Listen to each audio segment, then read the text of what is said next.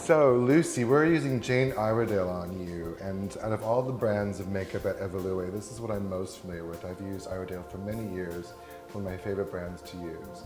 I've done half of your complexion with using the Smooth Affair Brightening Serum and also the BB cream, and I finished with some of a mineral powder and also the matte, purifying matte powder. And as you can see, there's this amazing glow on your skin that looks perfectly flawless, as though it looks like your skin. So we'll start the application. You just need a small amount of the Smooth Affair primer, so like a little tiny dot, and apply that with the blending brush all over your face. Soft downward strokes. Think about the way you apply your skincare is the way you want to apply the primer onto your skin. And not only will this allow your makeup to stay on longer and look more smooth even, but it just gives this beautiful soft glow on the skin itself. And it's just radiant and beautiful. And really smooth. Really smooth. It just sort of fills in any fine lines, but also allows the makeup to stay on a little bit longer and more effectively. And I love that you can use this. My mom uses this product, and it really helps her skin even out and smooth out, and it just, the BB cream comes on so smooth after. You use less of everything with a good primer. So it's quite economical, although it's another step to add to the makeup. It actually makes all the rest of your makeup stay on longer. This is Jane's BB cream, which gives phenomenal coverage for a BB cream. I'm just gliding this all over the skin with the brush, same brush we applied the primer with. I want to concentrate the application. I'll do softer, shorter strokes, but the pressure is the same as this stroke. Do you feel the difference? Or actually feel the similarity? The same pressure, just more concentrated strokes will give you more coverage, and a longer, softer stroke will give you more sheer coverage. What a difference a brush can make. What a difference. And you did remark earlier that I'm doing a lot less pressure than you're used to using. I think that's quite relevant in what you see as the finished result in the makeup itself. It looks beautiful and flawless, and we've used almost none at all, really. A lot less product. A lot because less I product. have a tendency to just put a dollop and then just put it all over. Right. So now I understand I have to be a little more sparing. A little more sparing. Use the brush. So, next step is the active light pen. This acts as a concealer and a brightener. So we dab that onto the inner corner of the eye, lower points of the lid. Also, I love that the BB cream has SPF 25. Oh, your skin's very protected with these products. I don't have to apply anything else, and it's all in one product. It's great. Right. Using the little concealer brush to sort of get that into the hard to reach areas. Being very cautious not to drag the skin. Very little effort, very soft, and you get a perfect application that way. I think this by itself, this even complexion, is a great way to look every day and very effortlessly. Okay? I love it. Great. So Sally, we're going to finish the skin with the Pure Pressed Mineral Powder and Jane's handy brush. It's quite a dense, flat brush, which is ideal for picking up the pressed powder. I'm going to glide this over the whole complexion to finish off the application. And again, this will add further sun protection. It gives you just a bit more of a luminous, even finish to the whole thing. And that's absolutely perfect. Wonderful. And to set this all in and make it stay secure for the day, Jane's Palmist spray has pomegranate, which is very soothing for the skin. Close your eyes, please. One soft spray, or a couple actually. Very refreshing. Breathe that in. It feels cool and lovely. And it smells really delicious. That smells fantastic, but your makeup is now set in for the whole day. Carry this in your bag and reapply throughout the day. We are going to start with taking the basic steps of doing a smoky eye. And you mentioned before you had some challenges before with achieving that yourself, so what was that? I generally go too dark, and so I really like the definition that you created. How did you do that? Very easy. The first thing to do is start with a neutral base shadow. This is Allure from Jane Iredale, and I really love the texture of Jane's mineral shadows. They really adhere to the skin, they blend beautifully, they're almost crease-proof, if you will. They stay on the skin beautifully for a very long time. And I'm just taking this first shade all over the lid from the inner corner, along the lash line, and then over the whole lid for the most part. Look upwards. We're going to form a soft V in the inner corner here, and then we'll go on to the next step. Now, the next step is defining the eye, and I'm going to use Jane's Mystical pencil. This is a two-sided pencil, black side for the definition, a little bit of a white shimmer pattern for brightness and highlighting. I'm going to take my pencil and sort of line your outer lash line about halfway in, maybe slightly more than halfway, and kind of give a little bit of a extension there. So it's a soft wedge shape. Have a look at that in the mirror if you will. Oh, I see. So just halfway through the Halfway eye and through. then little finger. Precisely. We're going to blend the line, blend the line in with the brush.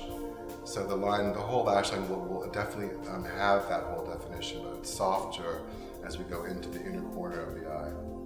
So you can see this blend beautifully. I'm going to smudge off this heavier area here and feather the brush and take away that heavier line, and so it becomes a soft definition versus just a dark line. I'm going to blend this right up to the crease of your lash line or your eyelid. That's it so far, all right? That's step number 2. So the third step is to take a darker shade of eyeshadow. In this case, we're going to use Dawn from Jane Iredale. Close your eyes, please. I'm blending this color along the outer corner where I've applied the liner. So it softens out the liner, gives you a further definition, and from there I'll blend up to the crease. Now with your eye being slightly deeper, I don't want to go too much into the crease, but that'll make you look more deep. I want to sort of go just on the crease, on the brow bone itself. And this will soften that bone out for you, and thus as well give you more of an elongated and lifted eye versus giving you a deeper set eye. Does that make sense? I like the sound of that. So see the difference? It's softer, it elongates and everything. All right, so, okay. It's all connecting on the other corner. And it kind of opens the eye Precisely. instead of, yeah, I think I was doing the deep set eye. Probably. And you can actually stop here, and it's perfectly fine just like that. Just a little Apply mascara. You can see the difference between the full smoky eye with the definition below and then without, so you can compare and learn to bounce wherever you feel more comfortable. Look upwards. You can softly take now the same Mystical pencil, and this way I'm going to go on the lower lash about 1/3 of the way in now. And then blend that with my brush going inward.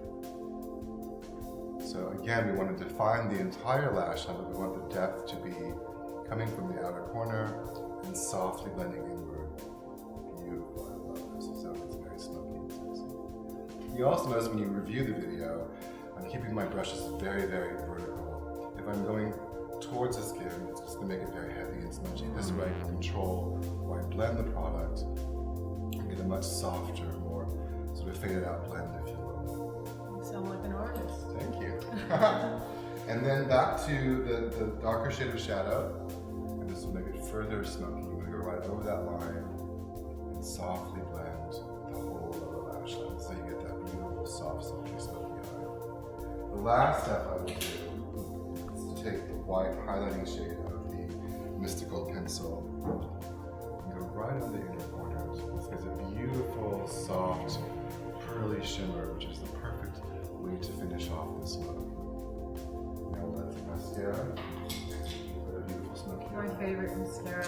Every girl's favorite mascara, right? Yes. I think it's the one thing women would never go without is mascara. Yes, and concealer. And concealer.